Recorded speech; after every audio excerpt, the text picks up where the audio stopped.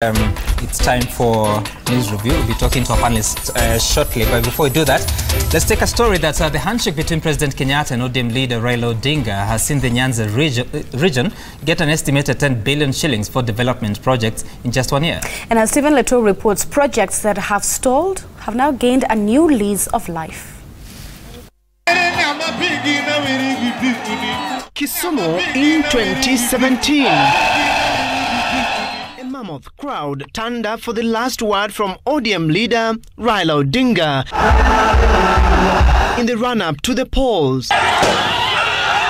And after the Supreme Court overturned Kenyatta's re-election, the opposition strongholds did not turn up for the repeat elections, setting stage for violence. No election! No reform! No election! We are going to demonstrate peacefully, plus tear gas. Without tear gas, it is not a peaceful demonstration. Dozens of Odinga's supporters died during confrontations with the police. Events that culminated into the mock swearing-in of Raila Odinga, the historic Uhuru Park grounds. Kisumu as a county has always been the hotbed of politics, not only in Western region or Nyanza region, but in Kenya as a whole, and you can say by extension in Africa. It is like the thermometer of the political temperatures. As local leaders, we used to listen to the statements made by the party leaders in Nairobi. And after the party leaders made a statement in our networks and ODM, we used to convene meetings. Then after convening meetings, we were to start, especially the Monday's demonstration, we were to start at Kondele and go up to the IBC offices or to the regional commissioner's office to express our dissatisfaction with the government of President Uhuru Kenyatta. March 9th, at the steps of Harambee House, the nation was taken by surprise by the news of a meeting between President Kenyatta and his arch-rival, then Raila Odinga. An announcement of a handshake deal that caught allies on both sides flat-footed. We were going for secession, and we were serious, and people were ready to die. And if you were doubting that people were ready to die for that cause, look at what was at Uhuru Park. 30th of January. Look at what was at Uhuru Park. Over a year after the deal, some of its results have to show in many ways. The restarting of projects that had stalled, largely due to politics, the region perceived sidelined the state. So far, more than 5 cabinet secretaries have visited Kisumu. All these in a bid to evaluate progress and restart government projects as directed. During the maiden visit of Kisumu and Siaya counties, the head of state delivered a bag of goodies to the region, starting with the launch of the 655.9 million shillings Ahero interchange, linking Kisumu to Homa Bay, Kericho and Kisii counties. The rehabilitation of the Kisumu-Kakamega road that had stalled is also ongoing, with the Kenya National Highways Authority injecting 4.5 billion shillings to the project. Our visit to the Kisumu-Kakamega road painted a picture of the contractor in a race against time to have the project completed on time. Kakamega, Webuye, Kitale, mpaka Juba, South Sudan. Itakuwa unaweza kutoka Kisumu mpaka Cairo, na hii inaitwa Trans-African Highway. Baba anafanya sasa. Tumekuja hapa Kisumu siku ya leo kwa mwaliko wa baba. Tuje hapa tufanye maendeleo ya barabara kama hii tumekuja kufungua kirasmi leo. We have had roads being opened. The other day we were being told the Kisumu-Muhoroni road is going to start. Privatization, we have had several meetings here. You see the CES Agriculture coming here day in, day out so that we can have Muhoroni, Miwani, Chemelil, sugar factories, all that have been on their knees, rise up. Every naysayer of the handshake, it's about how is this placed with my 2022 political ambitions. But what our leaders have said, President Uhuru Kenyatta together with Right Honorable Raila Odinga, let's do development for now. Residents of Siaya will also be beneficiaries of this handshake, with the government through partnerships with the African Development Bank sinking 2.1 billion shillings to provide water in Siaya and Bondo. The project said to benefit over 190,000 households. A similar project to be undertaken in Phase 2 will include Ugunja sub-county as well as Sega and Ukwala in Ugenya at a cost of 1.6 billion shillings. Money is also expected to be sunk into Lake Victoria to deal with the water hyacinth that has suffocated the lake. But the icing on the cake is a 368 billion shilling standard gauge railway that is expected to run from Naivasha to Kisumu through Narok, Bomet and Sondu. Odinga has announced that he will be accompanying President Uhuru Kenyatta to China to seek for funding for the railway. The president's symbolic visit to Nyanza also saw him visit the Jaramogi Oginga Odinga Mausoleum at the Kangoka Jaramogi, seeking to have the site get a facelift. Before the March 9th handshake, this region was the center of political resistance, and the ceasefire between President Uhuru Kenyatta and ODM leader Raila Odinga has suddenly unlocked the potential, popping up infrastructure in all the South Nyanza counties, including Homa Bay, Migori and Siaya counties. Stephen Leto, Citizen TV, Ahero, Kisumu County. All right, so that's just an assessment of what has happened since the March 9th, 2018 handshake. In studio, we have a Member of Parliament for Uasin Gishu, the woman representative there, Gladys Gladys Wanga. I almost said Gladys Wanga. Gladys Wanga, woman representative for adopt her to my family. For Homa Bay County, and Beatrice Alachi, Speaker, Nairobi County. She's in Zikibiku. And he is Sam Gituku. Right, and taking cue from that story that we just saw there, first of all, you speak in that story. I just want to understand whether the projects that we see of 4.5 billion shillings for the Kisumu Kakamega Road, 2.1 billion shillings for water for Siaya Bondo, then Ugenya and Ugunja, 1.6 billion shillings has been put aside to sponsor water projects. Are these things that you're seeing because of the handshake goodies, or were they in the pipeline? Sam, let me say that the Nyanza region, or western region as it were, has suffered from political marginalization for many years. Many times projects stalled just because we were not speaking the right political language. And the powers to be, you know, sort of suppressed a lot of projects. And if you want to know that for sure, look at the sugar industry. It came right to its knees. Any industry that was in that entire region, and I'm not just speaking about Nyanza, whether you look at Western as well, and this also applies to other regions that we'll come to, but now we focus on Nyanza and Western, and the sugar industries were on their knees.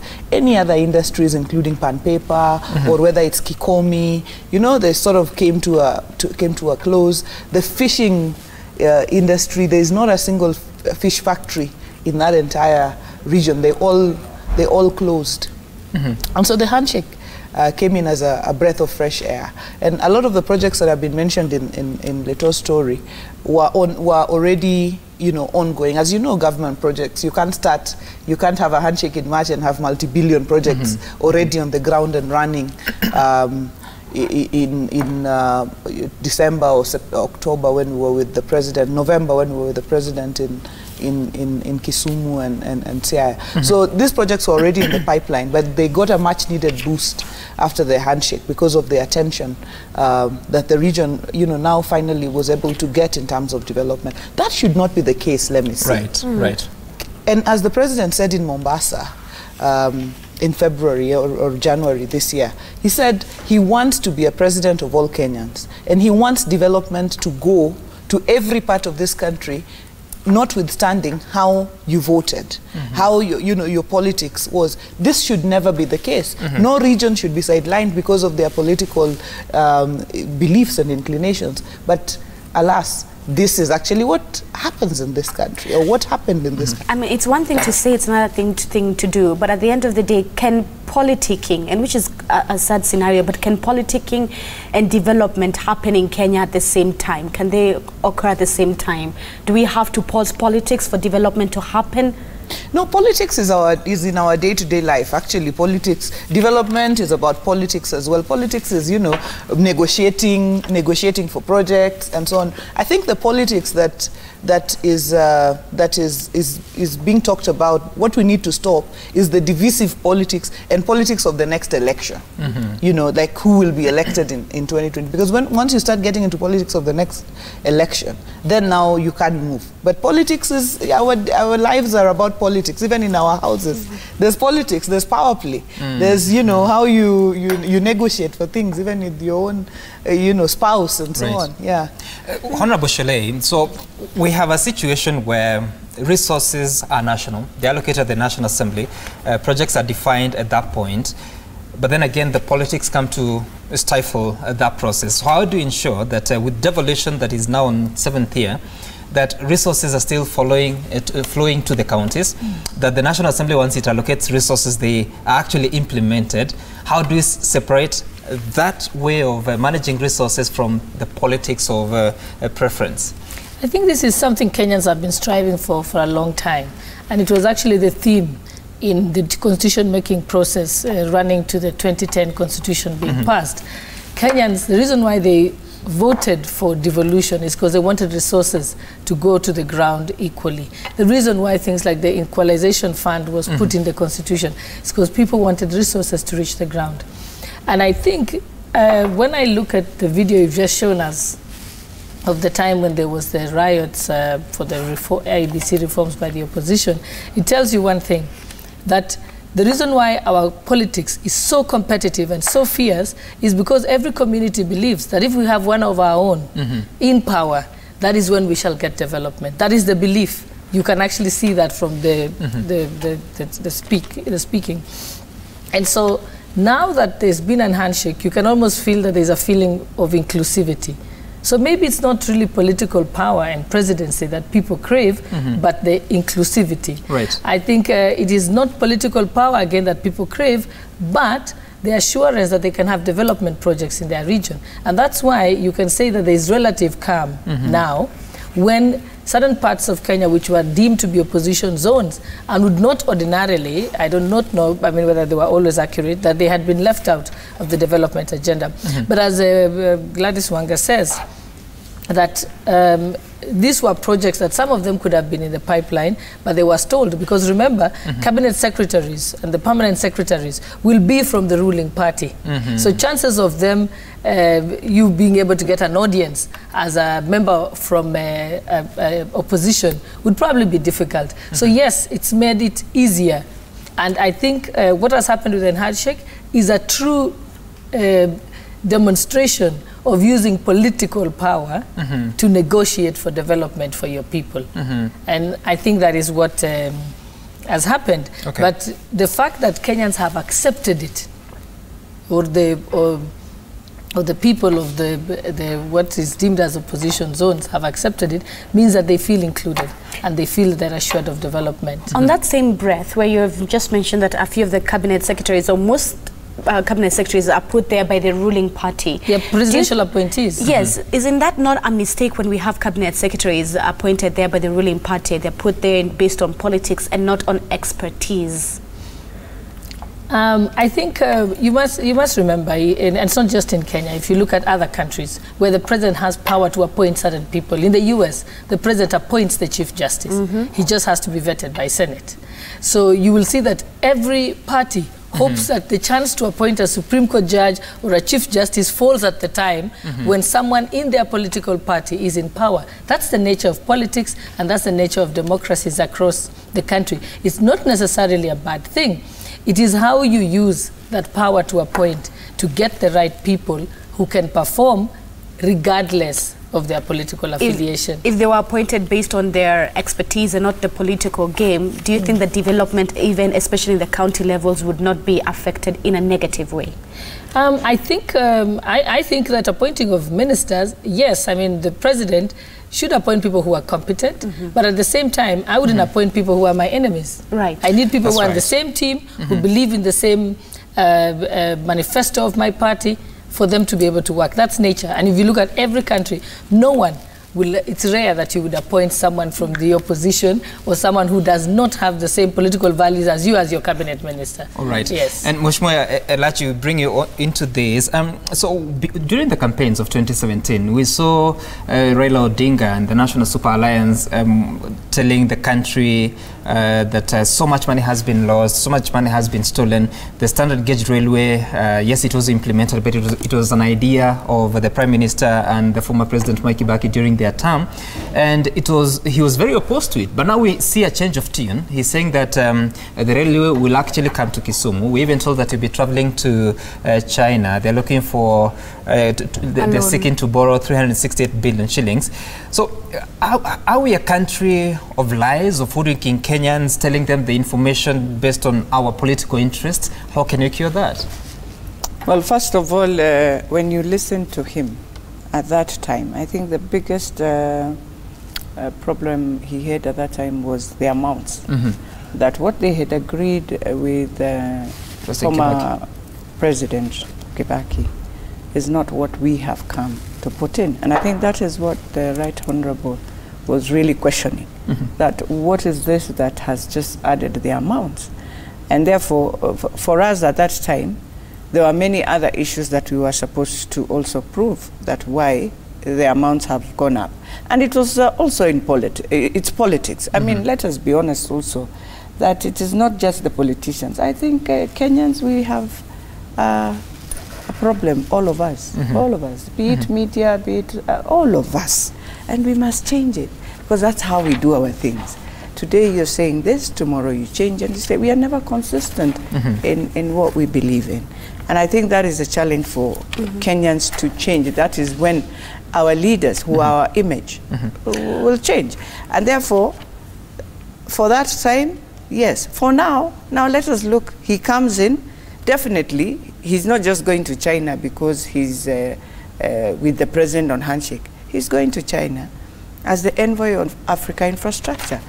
Whether he's among the bilateral talks of borrowing for Kenya or whatever, I don't want to engage in that, because I don't know where the media got it, that he's going to sit and borrow money for Kenya.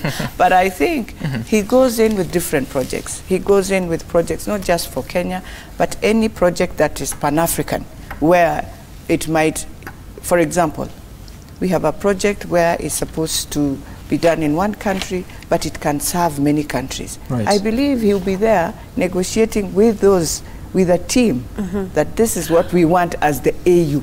Okay. Now, if it is the loans, for now, the president goes now with a better hand of saying, look, we as Kenyans are one. Yes. We have taken these loans. During the Prime Minister's time when they were with Kibaki, these are the loans we took. We would want to sit down and renegotiate. I think it's the best time they can renegotiate some of these loans and say, look, we have this, but we want to renegotiate this. We find it's not right. As a country, if we are there talking about joining hands together and building each other the way Chinese say, then they have a right now to renegotiate some of the loans that were taken during Kibaki's time. I think the Prime Minister was there then. And then he can also sit and say, some of these loans that you have brought in of late, this is what the country is saying. Right. And we want to renegotiate and find a better way of going back to Kenya and telling Kenyans, this is how we have renegotiated. We'll come back to the loan question, but really quickly, let's still stick with the handshake goodies. And the goodies. Yes, Honorable Elachi, the handshake happened at the bigwig level. It was Raila Odinga and President Uhuru Kenyatta. That's where the handshake happened. But at the end of the day, is national politics, by the bigwigs of politics, is national politics a barrier to devolution, which is happening right here on the ground level? If it wasn't for Raila and Uhuru having had that handshake, would have devolution? Would these other counties, would Mama Mboga in every county still be seeing the fruits of her taxation? You know, one thing with devolution, nobody can attest that you as a president can decide to kill devolution. I mean, it's in the constitution. You have no choice but to ensure the shareable revenue that each county gets must go. I know there are many challenges that people face, but the good thing within devolution, the governors, all of them, without looking at their parties, they have their summit, they sit down, they agree, and they push their agenda together. That we cannot now say, when you look at the national government projects and the county governments, it's a bit different. The only problem now we face with county governments is that the governors, after you have received your money, are you doing the right thing for your people? I think that is the question each county has to question its governor. Right. But now when we come to the national projects, I think for there, I'll give you, for example, this road of Kakamega, Kisumu to Webuye. Do you know it has been built for 15 years? While I know there are some roads within the Jubilee government that were just taken when Jubilee was entering, and they were done in a maximum of 9 months, and they were done. Yet a road that serves from Kisumu to Webuye, we are talking of 3 to 4 counties, you've taken 15 years. It started during Kibaki's time. I don't know, it was a World Bank project. Then at one point, the contractor, I don't know what happened. We sat down when we were in the Senate. We lobbied as people of Western this road. Then the president picked it again. And up to now, is now when now we are really seeing the end of this road, and we are hoping now it can end. We are still on that. When you still drive on the road, you'll be surprised. From Kisumu to Kakamega, yes, it's a bit better, but from now Kakamega coming to Kipkaren, it takes a while also. What does that say about our politicians? It says 15 years, one road. Imagine, and that is something the Western politicians should be asking themselves, that are we lobbying the but right way? It's a result of marginalization. Are we in terms of, well, I won't say marginalization. You know, sometimes marginalization is there, but also sitting down and just negotiating with the government. Because if you also you go on a political move. Like now in Western, we have members who are in Jubilee. So we cannot say they can't sit with their own government and renegotiate and say this road has to be done. How do you ensure this is sustainable? Because once, sometimes after 2022, there'll be political realignment. That's almost given. So how do you ensure that, yes, we have a handshake that is working, but in 2022 we have a totally different government, a totally different leaders who may need to do a handshake? How do you ensure that whatever we institute that you want to execute is sustainable, regardless of who is in power?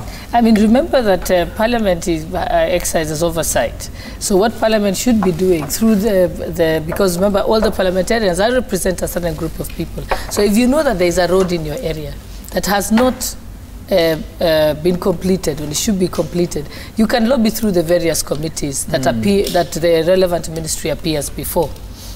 So yes, there is ways of lobbying and bringing attention to it, and sometimes it's just discussing it, the way Honorable Alachi has done, raising an issue that this has been built for 15 years, and that's why the challenge is how do the leaders use their political power to ensure that their people... Well, let me just chip in there and say that because I've been in that opposition for like 5 years when we were in Parliament, the last 5 years, let me tell you, this negotiations, like the way my two sisters are saying, is not what they're saying. You go to an office to try and, first of all, to get that appointment takes you a while because you have just been on TV bashing that very cabinet secretary you want to go and see. Now, after you go and see them, they will listen to you, or they will smile with you, you know, and tell you, thank you very much, Mheshimiwa. But that will be the end of that story. So you will go back the second, the third, the fourth, the fifth, the 10th, because they will be saying, you're criticizing us so much, you're bashing us so much, you're bashing our president so much. Why should we listen to what your point of view or to what you have to say? So that is something that must change. Two things must change. How does that change? Because we still the same politicians. The handshake is a very historic, you know, and it's a constitutional moment as well. We must look at, as we go to look back at our constitution, we must look at what is it that we need to change to ensure that no matter your political persuasion, you must be able to get services. What is it within our constitution and our laws that we need to adjust so that we ensure that no matter your political persuasion, you're able to get services. And the second thing that the handshake has done, I hope that our politics moving forward will not be the kind of politics of acrimony that we have had in the past. You know, there was a time, to be honest, you know, with you, when anything Jubilee did, we would oppose. Yes. Anything, you know. Even if it was a good thing. No, that, you know, you must find a loophole. You must poke that hole, you know. But then we must come to a time where even if you're opposition, you critique where, you know, where you need to. Honorable Wanga, I will cut you short because you need to take a short break, but we will give you an opportunity to finish up on that. Of course, I can form on Twitter saying that it's not more about political language, it's about those in the elected roles or positions putting up systems or legislation in place that will ensure regions develop. We have moved from dependence on national government to counties. Thus, we would like to listen more on what you have done at a county level. I don't know whether we actually moved or it's just on paper. We take a look at that. Once we come back, you can text us your views on 2242, Twitter's at Citizen TV Kenya, at Sam Gitukwe and at Zinzi_K. We'd also love if you texted us on 22422. We'll be taking a lot of a look at your feedback in the course of the show. But first, let's take that commercial break.